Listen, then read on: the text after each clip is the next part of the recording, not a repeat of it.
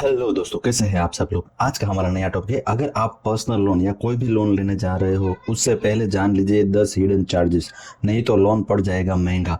हाँ दोस्तों, किसी भी फाइनेंशियल जरूरत में पर्सनल लोन आसानी से मिल जाता है। इसके लिए कागजी कार्रवाई भी कम करनी पड़ती है। कई बार ऐसा भी होता है बैंक ग्राहकों को इसके नियम और चार्ज के बारे में नहीं बताते हैं। इनमें से कुछ चार्ज हिडन चार्ज भी होते हैं। इसका आपको पर्सनल लोन पर या कोई भी लोन लेने वाले पर लग सकता है 10 हिडन चार्जेस। तो हम आपको उसके बारे में बताने जा रहे हैं विस्तार से।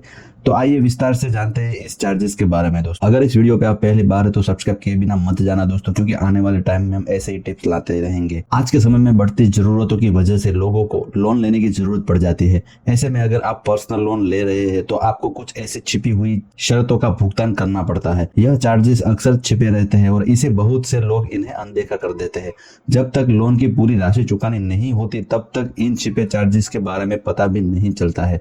अगर इन शुल्कों का सही समय पर ध्यान न दिया जाए तो यह आपकी लोन पेमेंट को भी ज्यादा बढ़ा सकती है दोस्तों। ऐसे में अगर आप लोन लेने जा रहे हैं तो इन छुपे चार्जेस को समझना बेहद जरूरी है।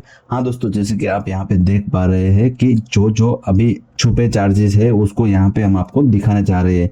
जैसे कि पहला है प्रोसेसिंग फी को देखें। हाँ दोस्तों, लोन प्रोसेसिंग के लिए बैंक द्वारा प्रोसेसिंग फी लेते हैं, जो आमतौर पर 1% से लेकर 3% तक हो सकती है। यह शुल्क नॉन रिफंडेबल होता है। अगर आपका लोन रिजेक्ट हो जाता है तो प्रोसेसिंग फी भी आपकी जाती है और बैंक आपको प्रोसेसिंग फी का पैसा वापस भी नहीं करती है। तो पहले चेक कर लीजिए प्रोसेसिंग फी कितनी है और कितनी आप दे सकते हैं, क्योंकि प्रोसेसिंग फी अगर लोन रिजेक्ट होता है तो वापस नहीं मिलती है। ये प्रोसेसिंग फी नॉन रिफंडेबल होती है दोस्तों। दूसरा है फोरक्लोजर चार्जेस के बारे में जांच करें। हाँ दोस्तों, अगर आप लोन को पूरी राशि को भुगतान समय से पहले कर रहे हैं तो बैंक द्वारा लोन की राशि पर फोरक्लोजर चार्ज भी लगाया जा सकता है दोस्तों।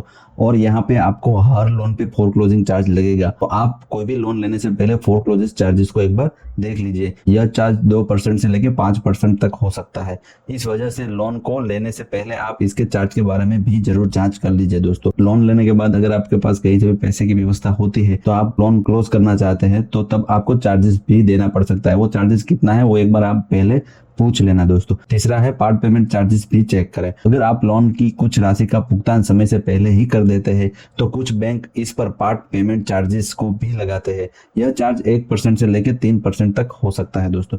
मैंने हाल ही में अपना कार लोन का प्री पेमेंट किया था 3 बार, तो तीनों बार मुझे 5% चार्जेस देने पड़े थे दोस्तों। तो पार्ट पेमेंट चार्जेस भी एक बार जांच कर लीजिएगा दोस्तों। उसके अलावा है, जैसे कि आप यहाँ पे देख पा रहे हैं, ईएमआई बाउंस चार्ज। अगर आपके बैंक खाते में पर्याप्त बैलेंस नहीं है और इसकी वजह से आपके लोन की ईएमआई भी बाउंस हो रही है तो बैंक द्वारा आपसे 500 या 1000 रुपए की प्रति बाउंस का चार्ज भी लग सकता है दोस्तों। कितना चार्जेस है एक बार चेक कर लीजिएगा कोई भी लोन लेने से पहले दोस्तों। अगला है दोस्तों डॉक्यूमेंटेशन चार्ज को देखें। लोन प्रोसेसिंग के दौरान बैंक द्वारा आपकी डॉक्यूमेंट की वेरिफिकेशन होती है। इसके लिए डॉक्यूमेंट की फीस भी ली जा सकती है दोस्तों। आमतौर पर ये चार्जेस 500 से लेकर 2000 रुपए तक के बीच होता है। कोई भी आपका डॉक्यूमेंट वेरीफाई करवाना हो तो उसका भी चार्ज लगता है दोस्तों। तो उसके भी चार्ज के बारे में एक बार चेक कर लीजिए दोस्तों। नेक्स्ट है स्टैम्प ड्यूटी चार्ज भी लगता है।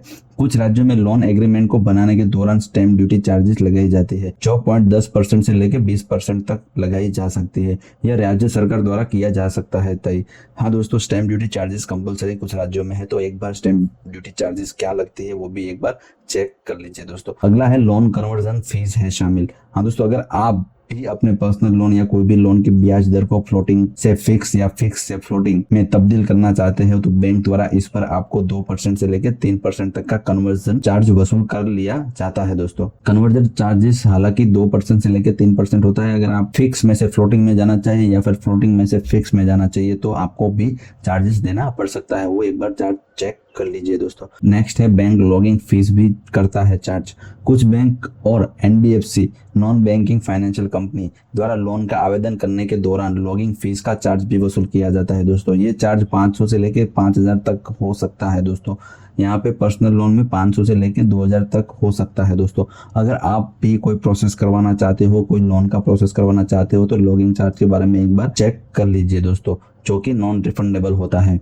नेक्स्ट है डुप्लीकेट स्टेटमेंट देने के लिए चार्ज। हाँ दोस्तों, अगर आपको अपनी लोन स्टेटमेंट या फिर कोई भी अन्य जरूरी दस्तावेज दोबारा से चाहिए तो बैंक इसके लिए 200 से 500 रुपए प्रति स्टेटमेंट तक चार्ज ले सकता है। समझ लो कि आपका लोन चल रहा है और आपको अलग से लोन का स्टेटमेंट चाहिए कभी भी, तो आपको स्टेटमेंट का पैसा और या फिर चार्जेस देना भी पड़ सकता है दोस्तों। तो कितना चार्जेस है वो एक बार चेक कर लीजिए। इस तरह से आप हिडन चार्जेस से बच सकते हैं दोस्तों। लोन लेने के लिए आवेदन करने से पहले आपको सभी चार्जेस के बारे में जानकारी हासिल कर लेनी चाहिए। ब्याज दर के साथ अन्य चार्जेस को भी तुलना करें। लोन एग्रीमेंट को भी काफी ध्यान से पढ़े और समय पर ईएमआई भरें ताकि बाउंस चार्ज ना लगे और आपका सिबिल भी बढ़िया हो जाए दोस्तों। तो ये सारी चार्जेस है जिसमें आपको पहले से पता होने चाहिए दोस्तों। अगर आपको पता नहीं है तो कोई भी लोन लेने से पहले ये पता कर लीजिए और आपका बेवजह का खर्चा बचाइए दोस्तों। अगर ये वीडियो अच्छा लगा हो तो लाइक कर दीजिएगा और ऐसे ही वीडियो टिप्स के लिए सब्सक्राइब करना ना भूले दोस्तों। मिलते हैं नए वीडियो में नए टॉपिक के साथ। धन्यवाद।